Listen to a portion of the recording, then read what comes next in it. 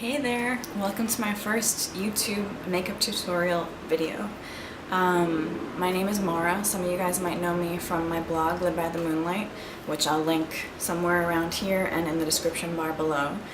I started that blog about 5 months ago now, and I've been having a great time with it, showing you the ways that I apply everyday makeup, but also trying more creative and kind of artistic looks, which I love doing. But I felt that there were a lot of techniques that I use for applying makeup that I just can't really express in a photo. So I decided to do a video and kind of see how it goes. I'm feeling very awkward sitting here talking to myself or talking to a camera in my apartment.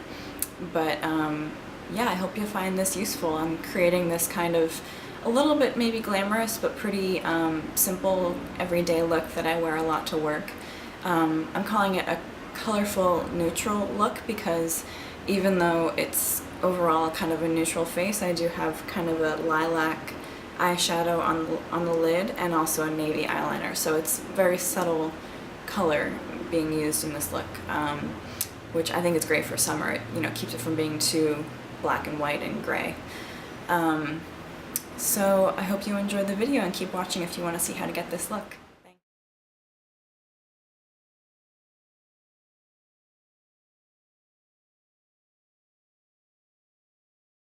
So next I'm going to apply a primer for my eyes. This is the Urban Decay one, which I've had this, I think, was this a sample? No, I did buy this, but I got kind of a small size, and I've had it for, I think, about 2 years. I just used the oh, I didn't show you. I used the tiniest amount, like barely even a pea, like a really small pea size. And I mostly concentrate it in the crease right here, because that's where, I have the most problem with shadow transferring from one part of my eye to the other. I do that first so it has time to set, and then I go to my brows. So I'll start on this one so you can see what I do. I learned this from Lisa Eldridge. Just listen to anything she says, whatever she says is true. I start by just kind of strengthening the arch a little bit. Oh, and by the way, I'm using a NYX eyebrow kind of powder duo in Ash and Taupe. And I use the one called Ash that's more of a, as you can see, it's kind of a warm brown, but very softly. I do my arch, brush it out. You can get these kinds of spoolies at any kind of beauty supply store, really. And then I like to fill in, there's this kind of gap that I have underneath both of my eyebrows that makes them a little bit rounder. And I just like to fill that in right here to make them a little bit more arched and have more of a kind of shape that's a little more popular right now that I like that. And then I take the one right here, this cooler brown. I think this color blends better with my skin, and since your inner brow should be softer than the rest of it, I think it just kind of blends in better with my skin. So fill that in, and then I always make sure to use this brush to soften it and make it look more believable as an eyebrow. And then I will take this Anastasia clear brow gel. This stuff is like hairspray for your eyebrows. This is insane.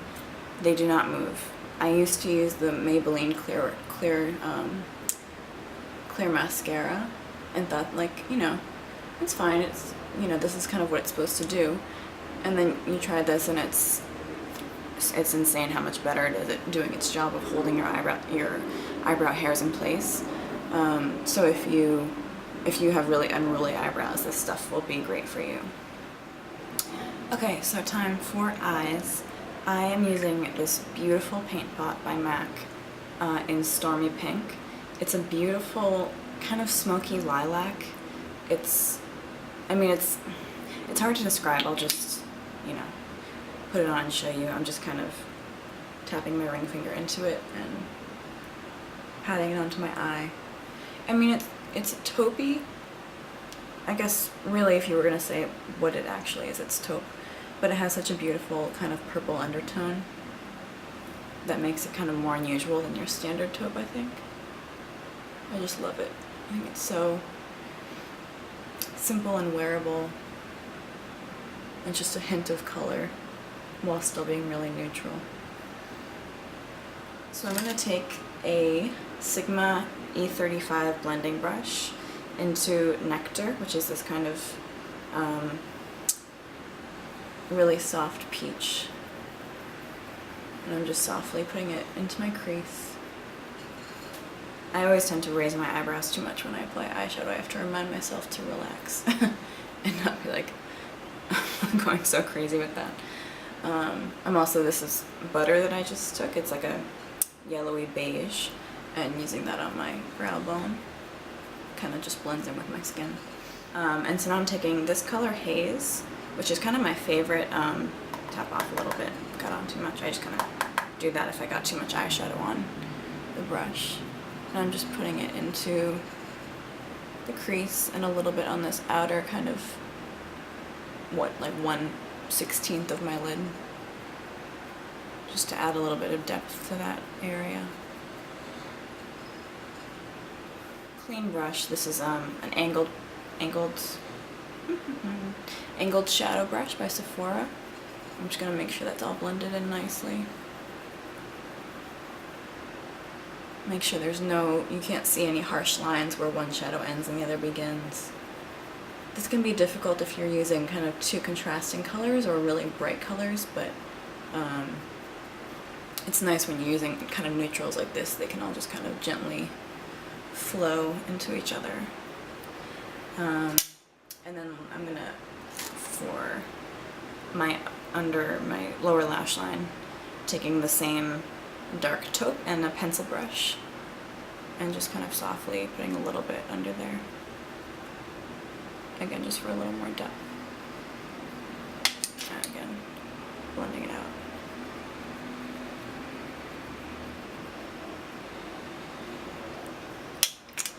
And now it's time for eyeliner. I'm gonna do a cat eye today, but you know, if you don't like eyeliner, or if cat eyeliner isn't your thing, you could leave the look kind of like this and just add mascara. That would be really nice. Or if you're, where is it? I'm looking for a pencil. Where'd it go? Somewhere I have an eyeliner pencil that's by, I think, L'Oreal, and it's just a nice soft gray. You could just take a pencil and really, really softly go right into your lash line and kind of smudge it around, so it can be really easy and wearable.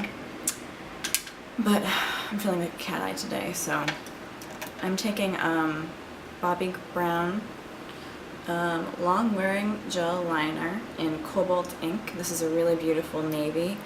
It is, Bobbi Brown gel liners I find really dry. They can be, I'm sure they're great for smudging, which I haven't used them for yet. When you want a really precise line, it's kind of difficult to do that with this. So what I do, Inglot makes a product called Duraline. I think Makeup Forever makes it too, and it's just a transformer. You can blend this with any eyeshadow or with a drier gel like this that you need to kind of soften up or liquefy a little bit. And it comes in this little eyedropper, and I just put a little bit onto the back of my hand, and then I take this thing. I'm losing all my brushes. I take, yes, this one. No, this one. That one's dirty. Take one of these kind of dented precision liner brushes and just get a little bit onto the brush, but not too much. If you really kind of like soak it in there, it will kind of get rid of the pigmentation in whatever you're using. And I just kind of swirl it around, and it just gets the liner softer and easier to kind of manipulate. I like to start right on my lash line. Oh, I love this color, it's so pretty. Taking some more product into my brush here, and there's that kind of age-old rule that just always stands, that you want to try to take your lower lash line and bring it up towards the end of your eyebrow.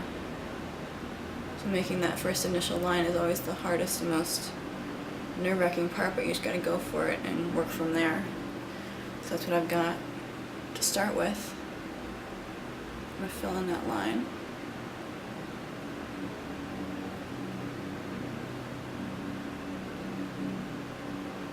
Pulling your skin makes it, you know, you're working on a flatter surface, so it's, you're less likely to mess up. But it's not good to start by pulling because you want to see where the line's going to be when your eyebrows are relaxed, when your eyes are kind of at their normal resting position. If you go like this and draw a line, when you relax, the line's going to be in a totally different place. So I have a pointed Q-tip, which I love. I got this at Ricky's, New York, but I'm sure you can get these at any like local beauty supply. They might not be at CVS, but so I have this line here that I did by accident, and I'm just going like that, and it's gone. And again, if I had used a longwear liquid, I could get it off, but it would just be more difficult. Gels just kind of, you have more time when they're wet to work with them. So now I'm just going back. I have a little more of the Duraline still in the back of my hand because I find that when you're perfecting the line is when you really need it to be a little liquidy. And I'm just perfecting the line. I kind of have the shape that I want. I don't want it to be too dramatic today. And I can see that the top of my liner is getting a little thick.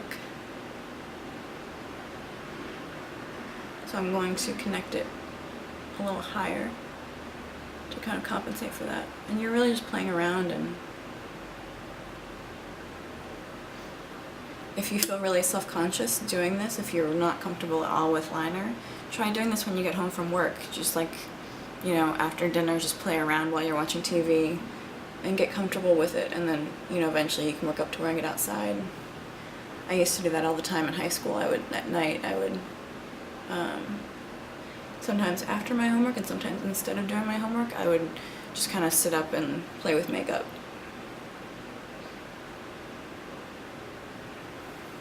So that line is getting a little thick. Where did my Q-tip go? It's like throwing stuff all around today. Oh, there it is. It's getting a little thick underneath here for me, so I'm going to take it and just kind of drag it out.